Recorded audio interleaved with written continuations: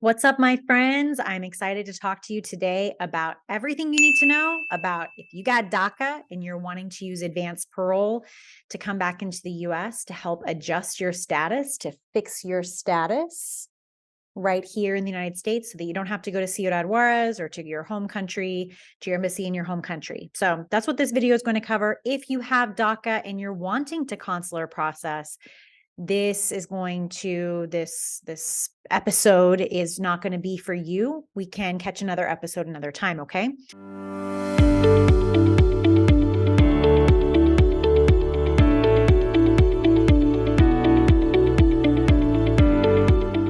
So this is if you got DACA and you're wanting to do advanced parole to lawfully re-enter the country because you didn't have a lawful entry. You're trying to get that lawful entry so you can, usually it's because you're married to a US citizen, so you can get a green card based on your marriage to the US citizen. So let's kind of walk through this process. If you're new here, I'm Hillary Walsh. I'm the owner and immigration lawyer at New Frontier Immigration Law. We are the leading law firm for immigrants in the United States. My office is based out of Phoenix, Arizona, and we help people all over the US and really worldwide because that's the nature of immigration law. So let's get down to business with this DACA action. Now, what's really cool about DACA, there are many cool things about DACA, and I hope that it eventually becomes a path to a green card in and of itself. But for right now, it's not really status. It's what's called deferred action. And if you already have DACA, you already know that DACA stands for Deferred Action for Childhood Arrivals. Basically, young people who came to the United States, they have deferred action. Deferred action just is a nice fancy way of saying, we know you shouldn't be here, that you're not lawfully here, but we're going to defer and wait to take any action against you, like removing you or putting you into removal proceedings. This was essentially a policy that the Obama era, that President Obama and his administration created poof out of the air because the DREAM Act was not getting passed in the Senate and the House, similar to what we have today. While I was in law school, I graduated in 2012. While I was in law school, this was something that was created and enacted and, passed as an executive decision from the Obama administration. But Harry Reid up in Nevada was very, very involved in trying to get the DREAM Act passed. And that's where I was going to law school. So I remember watching this, kind of hoping that we were going to see finally young people who had been brought to the United States long before they could really make the decision to come, be able to go ahead and get their green cards. In any event, fast forward, here we are over 10 years later. It's hard to believe, but here we are 10 years later. And DACA is definitely every single year. You know better than I do because if you're watching this video, probably have DACA. If you're listening to this, we also do this as a podcast. Also, you may have DACA. You know that every year this option, this form of immigration protection is put on the chopping block because politicians love to talk about this like it's something that should come or go, okay? The best way, in my opinion, if you have DACA, to protect yourself if you do not have a lawful entry. So let me explain what a lawful entry is. This is going to be the very generic explanation of it. So please don't think this is like the full explanation of what a lawful entry is. If you want to know more about entries, I have a whole podcast episode over on Apple or Spotify, wherever you listen to your podcasts. My podcast is called Immigration Law Made Easy. And it's called something to the effect of like everything you ever wanted to know about entries. It's almost an hour long, and I go into every type of entry. So if you're like, I think I have an illegal entry, I actually always challenge that when people come in and say, no, I have an illegal entry. I'm like, well, do you really? Let's make sure, because a lot of different ways that we enter the country, we think that it's illegal, but the law actually construes it as a lawful, like good to go, thumbs up entry versus a thumbs down illegal entry. Okay. So if you came in with a visa, your parents had a little tourist visa for you and they had tourist visas and you entered on a visa, that's a lawful entry, okay? You're good to go, thumbs up. In this case, if you're now married to a US citizen and you've never left the country, you have DACA, you don't need advanced parole in order to adjust status. You may want advanced parole because you're, wanting to travel while you wait for your green card application to be adjudicated. Like you want to go see friends or family or whatever. But this video really doesn't apply to you because that type of advanced parole doesn't have nearly the restrictions that if you do not have a lawful entry, the restrictions that are placed on you. So if you have a lawful entry and you're married to a US citizen and you file for your green card, one of those things that I always do for my clients is file for the I-131 with it. And it's just a basic form we complete. And while your green card is pending, you're allowed, that once that I-131 is approved, you're allowed to travel one time on what's called advanced parole, assuming it's approved. This video really isn't for you. So you could, if you legally entered and you've got a green card that you're about to file or something like that, you don't need advanced parole to help you get a legal entry. You already have it, okay? This video is for this other group of people who I'm about to talk to, and that is folks who their parents brought them in, or, you came along with your family without permission. So you came walking, or you were, you drove through like a mountainous area or something like that.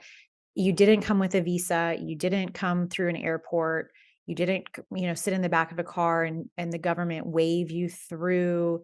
You do not have a legal entry. This video, this podcast is for you because of that reason. Okay. So here's how we solve this problem.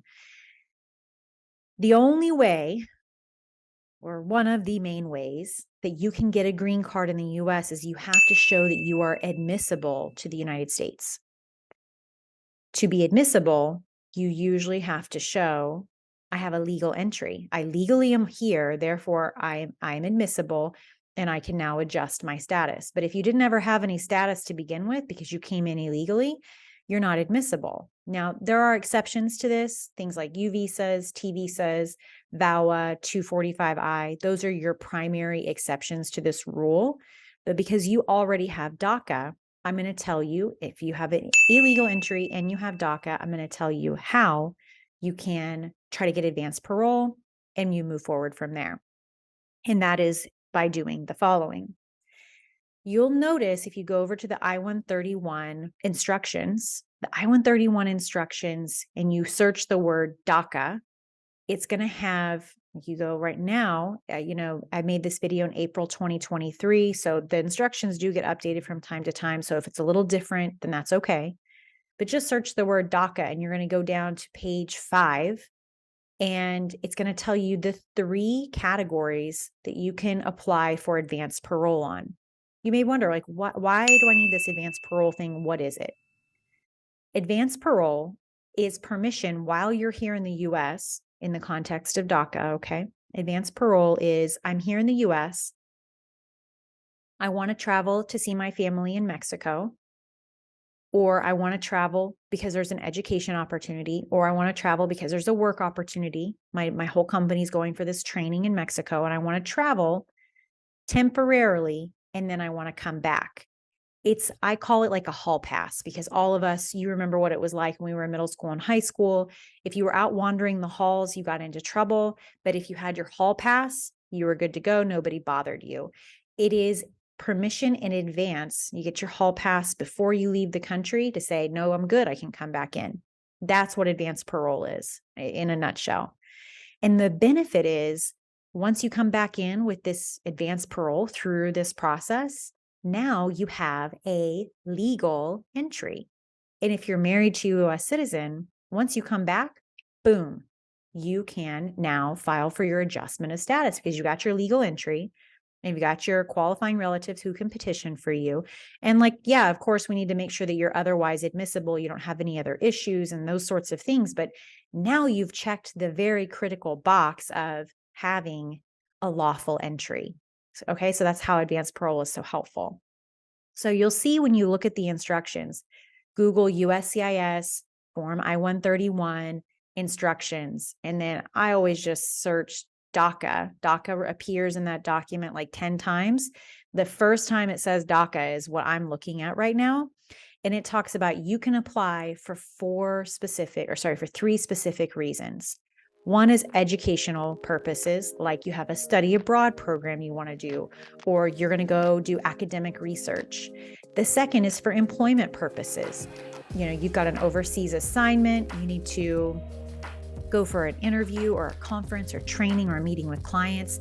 I know that at my firm, we don't do it annually, but we try to have a team conference, and we have a lot of team members in Mexico. So we try to have a team conference. So this would be a perfect opportunity if you worked for New Frontier Immigration Law and you have DACA and you wanted to apply for advanced parole based on, hey, this conference is coming up. This would be a key opportunity to try to apply for advanced parole. But the most common reason advanced parole is filed for DACA recipients is related to humanitarian purposes. And what does that mean? It's a nice way of saying, like, because you're a human, you should get to do this. And that includes, I'm a human, I need medical treatment in Mexico or whichever country it is that you're seeking to go to. I need to attend a funeral, or I'm visiting an ailing relative, someone who's not doing well. This is usually going to be grandmas and grandpas. It's okay if you've never met them. It's actually very common that you've never met this family member, but that they are elderly and not doing well. You do have to prove that they are in fact your relative. It needs to be a legit relative. And I know that that's going to be based on like what the US standards are for families, and that might be different depending on where you're from. But you'll want to show that they're like your actual relative, blood relative, and that they're ailing, not doing well. This has gotten over the past few years, even after President Trump was no longer president and Biden became president, we thought we would see like a shift and it would become easier for people who have DACA to be able to travel with advanced parole. But my experience working through both administrations is it has actually gotten harder to prove, and the government has made it more difficult to show that I have a need, a humanitarian need for being able to travel, even though I have DACA, for being able to travel on an I-131. So it's a pretty stringent, strict process right now. Before, it was much simpler. You could just explain that you had a humanitarian reason, it could get granted, but now you have to really prove it up. So you're going to want to get medical records, family records to show the family lineage to how we connect to grandma or grandpa or great grandma or great grandpa. You're going to want to have all of that in your filing. So a lot of people, after they get back, they want to file for their green card. And before I actually go into that, I'll explain this first. You have to take, your original travel document with you, your original approval for your I-131. And I know this because the other day I made the mistake of thinking you could just take a photocopy, but I got looking at the approval notice itself, and it says very clearly on there. So don't be like me and not read every single one. For the DACA I-131s, you have to take the original. So be sure when you're traveling, take your DACA card with you, your current DACA card. Do not travel on a lapsed DACA. Take your existing, current, non-expired DACA work permit and take the original paper that approves, it's your approval notice for your I-131 with you. Travel to go see your family member, and be sure to return during the window that it says on your I-131, because you do not want to be stuck on the southern or northern side of the border if you're wanting to come back in and continue living your life here in the United States. So be sure to be very mindful of those. Don't push the dates, okay? Please, please, please, please don't push the dates. So when you come back in, you'll be asked, you'll be probably taken to secondary inspection. It'll be like a 10-minute couple questions about what's going on for you, and then you'll come right back in. So many of my clients have done this. So many have had no problem. And if anything, they're just asked a few questions, especially if they've ever been detained or something like that. They're asked a few questions about what happened. Your immigration case is now closed. Okay. We're good. And then you're allowed back in the country. You'll get a stamp in your passport, all this good stuff, because that is what we will then use to file for your green card. Ideally, you already have the I-130 filed and approved from your U.S. citizen spouse. You've got your current DACA. And then once you get back and you've got your advanced parole stamp and your passport shows that you have a lawful entry, you're good to go for purposes of having that lawful entry as a necessary point checked box for filing for your adjustment of status. Now, one wrinkle in this that a lot of people kind of make a mistake on, and I want to help you avoid that and kind of take away some of the fear from the process. One of our core values at New Frontier Immigration Law is to remove fear from the process, which is why we have this, why we have our YouTube channel, why we have the podcast. We want to give this information away so you know what's up and you don't have to meet with a lawyer to find the answer. You can always meet with us if you want us to do the work for you, but hopefully you can listen to this and find the answer.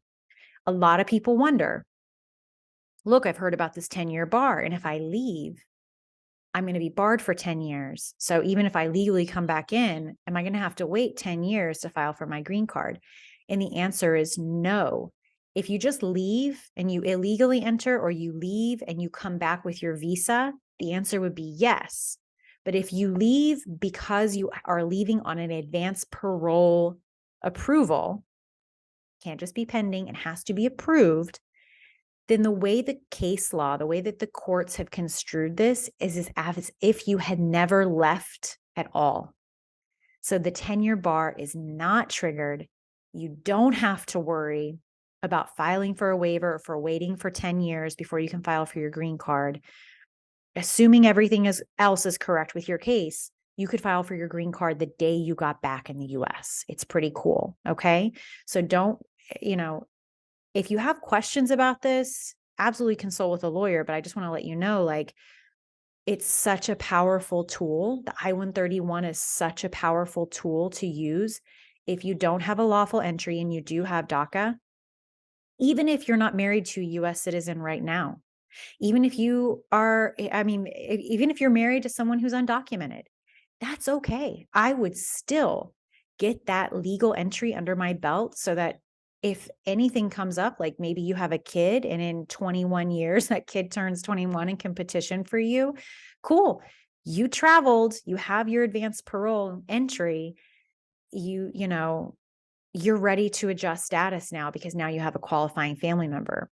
So I absolutely recommend taking advantage of the I-131 while we have it, because if DACA goes away, you won't be able to file for an I-131 based on your DACA it being approved, because DACA will have gone away. So I think that 2023 should be your year. The current processing times for I-131s, I think right now, I didn't look before I started recording, but when I last looked, they were around 10 to 12 months. I mean, the most recent one that I just got an approval for this month, we filed in October or November. So October, November, December, January, February, March, 5 months. And I think that we got the approval notice in March. So it was like 4 months that it was pending. We did not get an RFE on it, which means like a request for evidence, where they're asking you for more information to prove, like, is grandma really your grandma? Is grandma actually really sick? We didn't get an RFE because we sent in a really good filing. So, I would, if you do it now, I bet you could travel by Christmas. Wouldn't that be so amazing? Travel to Mexico, travel to your home country. If you're married, take your spouse, like, go. It's not supposed to be for vacation, and the instructions explicitly state don't apply for an I-131 just so you can go on vacay outside the country. But it does not say, and the rules do not forbid you from going and seeing your ailing family member, or going on a work trip, or going for an educational purpose that's approved, and also hitting the beach and having some really good food while you're in the country. So just come back, of course, before that window closes that says when you're supposed to come back by. Don't go have the Hangover movie happen and not know what happened, right? I hope this is helpful, because at the end of the day, we never know when DACA is going to go away. Therefore, we don't know when this I-131 option is going to go away. Wouldn't it be better to take advantage of it and have this lawful entry in your hip pocket so that anytime in the future you could adjust status if you wanted to, and if you're otherwise eligible, of course? I just think it's a no-brainer. And the beauty of it being as if you never left is it doesn't disrupt your DACA because you have to have continuous physical presence for DACA, and it doesn't trigger the 10-year bar. So it's really, this is not legal advice, but it's like next to a no-brainer if you have no criminal history. If you have DACA, you pretty much have no criminal history, and it's definitely not significant. So these are definitely, if you came in without permission, this is a way to get the box checked on having a lawful entry. So go for it. Get it applied for, call grandma and grandpa, have them go get you some medical records. If they're elderly, the irony of this saying that they're ailing, I think all of us are ailing on some level, right? Like, aren't all of us in the process of dying? Like, sorry to be morbid, but it's just the truth. But we need to show that grandma or grandpa or whomever it is your relative. And we're going to use immigration context for relatives. So aunts, uncles, grandmas, grandpas, brothers, sisters, parents. Those are going to be relatives. Your second cousin, probably not going to be a qualifying relative, although it does not say that, but I would try to get a closer relative who's ailing to be able to go and do that for, because the filing fee is expensive. So you don't really want to file this and then it get denied because you're just going to be burning up your money. This is a great option for you, my friend, to be able to fix. You will be able to fix in your hometown here in the US, assuming you have a USCIS office there. You don't have to deal with going to the embassy in your home country. It's so dangerous around those embassies and everything. Like, you just don't want to mess with it. If you can do it here in the US, I absolutely think you should. And then you'll file for your green card. You'll be home free, baby, and all sorts of good to go. So if you want more, please hit subscribe. Please share with a friend, bookmark, all of the things. And bottom line is get that advanced parole. If you've got DACA and you do not have a lawful entry, get that I-131. It's going to help you out. All right, my friends. Attorney Hillary signing off for today. I'll see you around. Thanks again.